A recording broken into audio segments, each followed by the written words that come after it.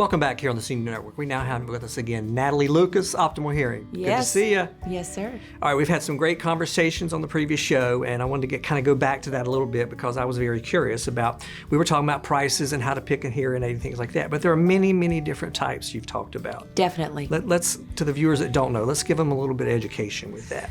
So, almost every major hearing aid manufacturer makes behind-the-ear hearing aids. Those hearing aids are the most commonly seen probably these days. The majority of the hearing aid sits behind the ear with a wire going down and an earbud or a mold in your ear. Okay. Those hearing aids have a lot of features to them. They can have Bluetooth that you connect with your cell phone, and they can fit most hearing losses. So there's more real estate behind them for more features. They can fit a lot of different types of hearing losses. So they're kind of the utility player in the hearing aid game. They're also oftentimes the most comfortable. Then there are custom hearing aids. And a lot of people see little teeny tiny custom hearing aids in ads and they think, I want those. They can be deep in my ear, fairly invisible.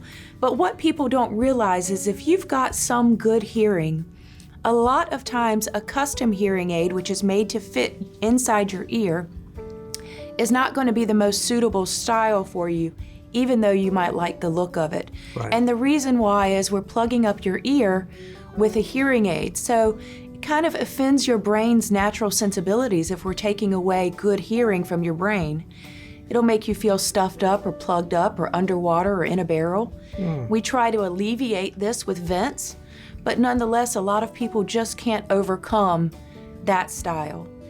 And then there's also, made by one manufacturer, a disposable hearing aid, where instead of purchasing a pair of hearing aids, you purchase a 1-year subscription to 12 disposable aids per ear. And that hearing aid truly is invisible. It lives 4 millimeters off of your eardrum and is inserted only by a licensed professional. It can be removed, and it stays there for 2-3 months at a time.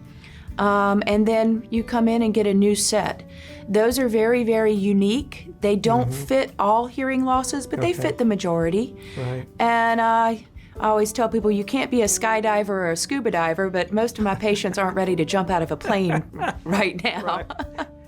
Well, and that's very unique. And so that's interesting that it's disposable, meaning is it set on a regular schedule that they come in and change those, or do they actually know that it's time to change them just from the quality or quantity? When they die, they're very much a plug in people's ears because they're so deep in the bony portion of the ear canal that they've sealed up the ear.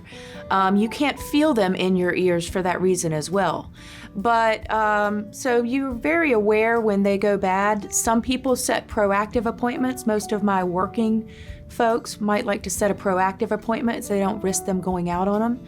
And then other people just call and get priority visits in my office when they go bad. So you can self-remove them, but you have to have a professional insert them. Yeah. And I know I just don't remember, we've talked about this in the past, about the payment and stuff. Is any of this covered by like insurances or Medicare? Or some insurance does have a hearing aid benefit coverage. You want to make sure that it's a true benefit and not like a discount program, because that's not going to serve you that well either. And some insurance providers are starting to offer discount programs that may give you a year of service or 3 visits in an office, but it's not going to take care of you and your hearing aids for the life of the hearing aid. For long term, exactly. Natalie, again, for the viewers, you are located where? I've got an office. My main office is in Bluffton in Plantation Park, over there behind the Dairy Queen or the Kobe Japanese Steakhouse. And then I've also got an office in Hilton Head over by the hospital.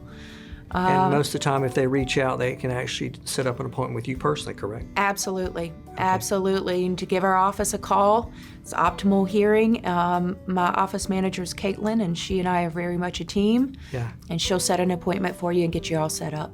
Well, you have a great reputation. I appreciate it. Thank you for joining us today. Thank you. Thank you for joining us also. We will be right back.